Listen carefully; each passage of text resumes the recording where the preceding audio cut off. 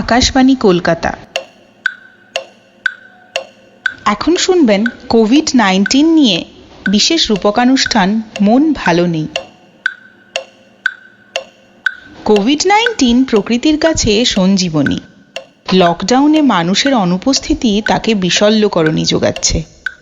সে তার ধুলো, ধোঁয়া, ময়লা ঝেড়ে ফেলে স্বচ্ছ হয়ে উঠেছে।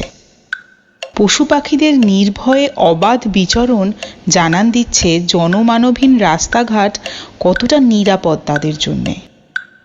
আচ্ছা, প্রকৃতি যদি নির্বাক না হতো, তাহলে কি তার এই সুস্থতার জন্য ক্ষুদ্রাতি ক্ষুদ্র বীজাণুটিকে ধন্যবাদ জানাতো, নাকি তার সর্বশ্রেষ্ঠ সৃষ্টি মানুষের এই দুর্দশা দেখে তার কষ্টের কথা ব্যক্ত করত?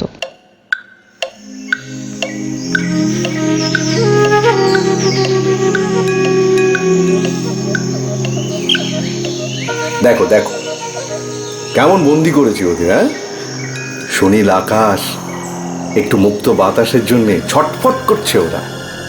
না, একটু আনন্দ হচ্ছে না। চারদিকে শুধু শূন্যতা, কত মানুষ মারা যাচ্ছে, আমার বুকটা খাঁ খাঁ করছে। তুমি কষ্ট পাচ্ছ, তাও মানুষের জন্য।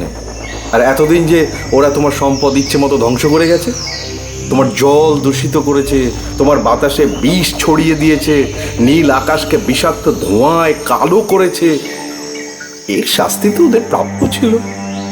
আমি জানি মানুষ হয়তো নিজের অন্যায়ের শাস্তি পাচ্ছে। ওদের কৃতকর্মের ফলেই তোমার মতো বিধ্বংসী মারণ ভাইরাসের জন্ম। আসলে আমিও প্রথমে ভেবেছিলাম ওদের সেলফ আইসোলেশনের ফলে আমি সুস্থ হয়ে উঠব, ভালো থাকবো, দূষণমুক্ত পরিবেশে যদিও আমি প্রাণ ভরে নিঃশ্বাস নিচ্ছি, কিন্তু বুকে কেমন যেন পাথর চাপা কষ্ট অনুভব করছি। আসলে তোমার মনে বড় মায়া, কিন্তু আমি একটা আণুবীক্ষণিক বীজাণু। আমার ওসব অনুভূতি টুতি নেই। আমি নির্দয়, আমি শুধু সংক্রামিত হতে পারি। সংক্রমণ হোক, সেটা আমিও চেয়েছিলাম, তবে সেটা সচেতনতার, ভালোবাসার। আমি প্রত্যেকটা মানুষের ভাগে একটা করে সুন্দর পরিবেশ বরাদ্দ করি, কিন্তু মানুষেরা সেটাকে এতটাই দূষিত করে ফেলেছে যে আজ নিজেরাই ঝড়ের মুখে পড়েছে। এই বিপদ ওরা নিজেরাই ডেকে এনেছে।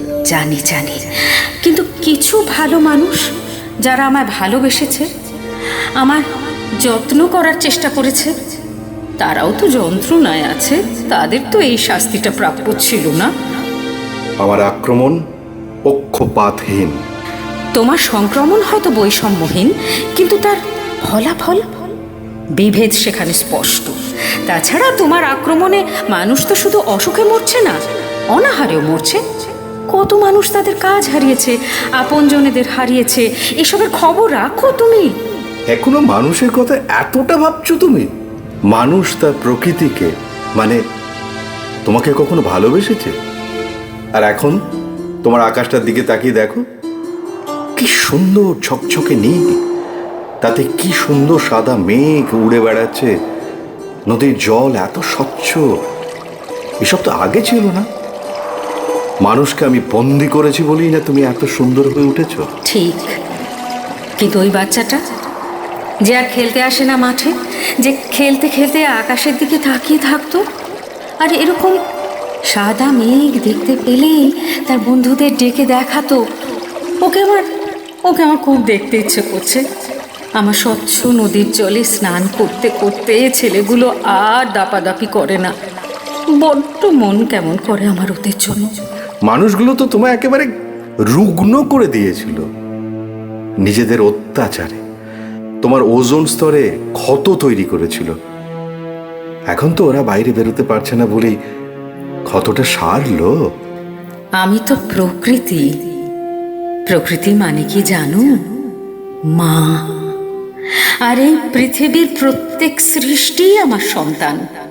সন্তানের দুঃখ দেখলে আমার নিজের ক্ষত আর মনে থাকে না। কিন্তু মানুষ বড় স্বার্থপর। নিজেদের জন্যে, নিজেদের ভালো থাকার বাইরে আর কিছুই ভাবতে পারে না। বড্ড লোভী। ওদের ভালো থাকার কাছে তুমি, মানে প্রকৃতি, গুরুত্বহীন। জানি জানি, তাই তো ওদের কোনোদিন সময় হয়নি আমার দিকে তাকানোর, নির্বিচারে আঘাত করে গেছে আমায়। আর তুমি নীরবে সহ্য করে গেছো। এছাড়া আর উপায় কি ছিল বলো? তবে আমি মানুষের কষ্ট বুঝি। কত মানুষ মাইলের পর মাইল হাঁটছে বাড়ি ফেরার তাগিদে, কেউ খিদের জ্বালায় শ্মশানে গিয়ে পচা কলার স্তূপ থেকে কলার টুকরো বেছে বেছে খাচ্ছে। এসব দেখে আমার দম বন্ধ হয়ে আসছে। কিন্তু কিছু লোভী হিংসুটে মানুষকে তো আমি জব্দ করেছি। আমার মতো একটা অনুজীবকে ভয় পাচ্ছে ওরা। এতদিন বন্যা, দাবানল, ঝড়ে জর্জরিত ছিলে তুমি, এখন ধীরে ধীরে সুস্থ হচ্ছ। ওদের জন্য আর ভেবো না। জানো, ঝড়ে আমার সব এলোমেলো হয়ে যায় ঠিকই, যখন দেখি সেই ঝড়ে প্রেমিক প্রেমিকা যুগলে ছাতা উড়ে যাচ্ছে, ভারী মজা হয় দেখে। প্রবল বৃষ্টিতে স্কুল ফেরত ছেলে মেয়েগুলো যখন দেখি জলে নৌকো ভাসাচ্ছে, আমার খুব আনন্দ হয়। এসব ছাড়া আমার বড্ড ফাঁকা লাগছে। বুঝেছি তুমি শরীরে সুস্থ হয়েছ, কিন্তু তোমার মন ভালো নেই। ঠিক বুঝেছ। মানুষগুলো তাদের ঘেরা টোপে কেমন যেন হাঁসফাঁস করছে, আমার ভালো লাগছে না। তাহলে তুমি কি চাও? মানুষ এই বন্দিদশা থেকে মুক্তি পাক, আর আবার তুমি অত্যাচারিত হও? এমনও তো হতে পারে এই অতিমারির পরে মানুষ বদলে গেল, নিজেও সুস্থ থাকলো, আমায়ও সুস্থ সুন্দর রাখলো। তুমি আবার বিশ্বাস করতে চাও, তাও আবার মানুষকে? বিশ্বাস তো করতেই হবে। আমার সৃষ্টিকে রক্ষা করতে গেলে আমাকে বিশ্বাস করতেই হবে। মানুষের অনুপস্থিতিতে পশু পাখিগুলো কি নিশ্চিন্তে ঘুরে বেড়ায়? তারাও তো তোমার অংশ। কোথাও কোনো ব্যস্ততা নেই, হিংসে নেই। তোমার ভালো লাগছে না? নিস্তব্ধ মাঠ, কোলাহলহীন চারপাশ, না আমার আর সহ্য হচ্ছে না। আমি চাই আমার সমস্ত সৃষ্টি নিজেদের মতো করে ভালো থাকুক। তুমি মুক্তি দাও মানুষকে, অসুখ সেরে যাক। এতদিন তুমি তোমার সমস্ত সৃষ্টিকে তোমার সম্পদ বিলিয়ে দিয়েছ, কিন্তু বেশিরভাগ মানুষ সেটা বোঝেনি। তারপরেও তুমি ভাবছো আমি চলে গেলে মানুষ তার স্বাভাবিক জীবনে ফিরে এসে তোমার কথা মনে রাখবে, তোমার যত্ন নেবে। এটুকু প্রত্যাশা আমায় করতেই হবে, কিন্তু তার আগে তোমায় এই পৃথিবী থেকে বিদায় নিতে হবে। তুমি আমার সমস্ত সৃষ্টিকে তোমার করাল গ্রাস থেকে মুক্তি দাও। আমার চলে যাওয়াও তো মানুষের উপর নির্ভরশীল। তারা সচেতন হলেই আমি বিদায় নেব। তবে আমি চাই মানুষ এই সময়টাকে মনে রাখুক। আমার বিশ্বাস মানুষ এই সময় থেকে পাওয়া শিক্ষাটাকে মনে রাখবে। তারা জীবনটাকে অন্যভাবে দেখতে শিখেছে, একে অপরের প্রতি সহানুভূতিশীল হয়েছে, সাহায্যের হাত বাড়িয়ে দিয়েছে। এসব মানুষ মনে রাখবে। এই অতিমারির পরে হয়তো মানুষ লোভ হিংসা ত্যাগ করে আমায় ভালোবাসবে, আমার সম্পদকে অযথা নষ্ট করবে না।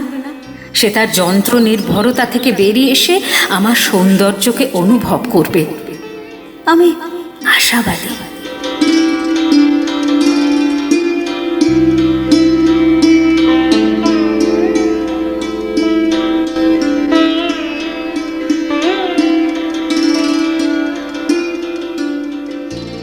এতক্ষণ শুনলেন কোভিড-19 নিয়ে বিশেষ রূপকানুষ্ঠান মন ভালো নেই। অভিনয়ে প্রকৃতি সুচিস্মিতা গুপ্ত, করোনা ভাইরাস শশাঙ্ক ঘোষ। অনুষ্ঠানটি সম্পাদনা করেছেন শৈবেশ আদক, রচনা ও প্রযোজনা পায়েল চট্টোপাধ্যায়।